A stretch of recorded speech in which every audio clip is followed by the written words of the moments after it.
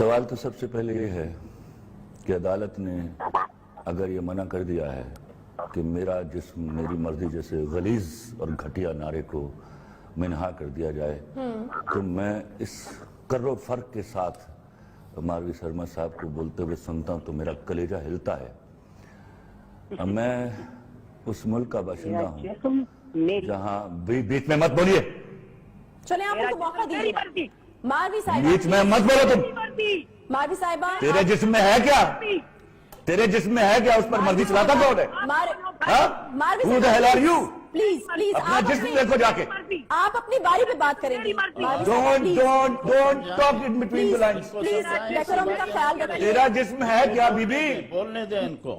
تھوکتا نہیں ہے کوئی کا جسم آپ کے جسم پر، بے حیا عورت کے جسم پر کوئی تھوکتا نہیں ہے۔ میں آپ سے ریکویسٹ کروں گی ماروی صاحبہ اپنی باری پہ، میں آپ کے پاس واپس Don't آؤں talk bloody nonsense, you know؟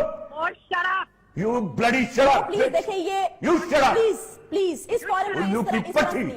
ہم دیکھیں بہت تہذیب سے بات کر رہے ہیں۔ بدتمیز ماروی عورت صاحبہ اپنی باری پہ۔ امریکہ میں تحقیق کر رہی ہے، بے حیائی کی تحقیق کر رہی ماروی ہے، صاحبہ آپ تیری ایسی کی تحقیق۔ ماروی صاحبہ آپ بدتمیزی لگ رہا ہوں، میں نے آپ سے ریکویسٹ کی بکواس نہ کیجیے گا بیچ میں۔ چلے خلیل صاحب، تیرا جسم ہے کیا؟ تھوکتا نہیں کوئی مرد اس کے خلیل اوپر، صاحب، شکل دیکھ اپنی جا کے۔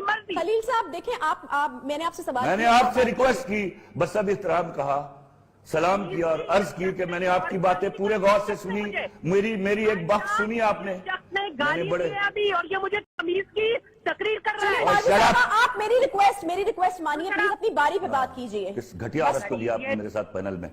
جی خلیل صاحب گفتگو جاری ان کو چپ کرائیے، میں بات کرتا ہوں۔ محترمہ بات کرنے دیں ان کو، آپ اپنی بات پوری کریں۔ ٹھیک ہے، کریں آپ بات۔ جی یہ ساری گفتگو آپ نے سنی، اس پر آپ خود کمنٹ کیجئے گا کہ کس نے صحیح بات کی، کس نے غلط بات کی، لیکن ایک بات ہم ماروی سرمد صاحبہ کی جو ہے وہ توثیق کرنا چاہتے ہیں کہ آج سے تقریباً 1400 سال پہلے کچھ خواتین حضرت علی علیہ السلام کی عدالت میں پہنچی تھی اور انہوں نے کہا تھا کہ اللہ رب العزت کی ذات عادل ہے اور اس نے مرد اور خواتین کو ایکول رائٹس دیے ہیں، جس پر مولا علی علیہ السلام نے کہا کہ بالکل اللہ رب العزت کی ذات عادل ہے اور اللہ نے مرد اور عورت کو ایکول رائٹس دیے ہیں۔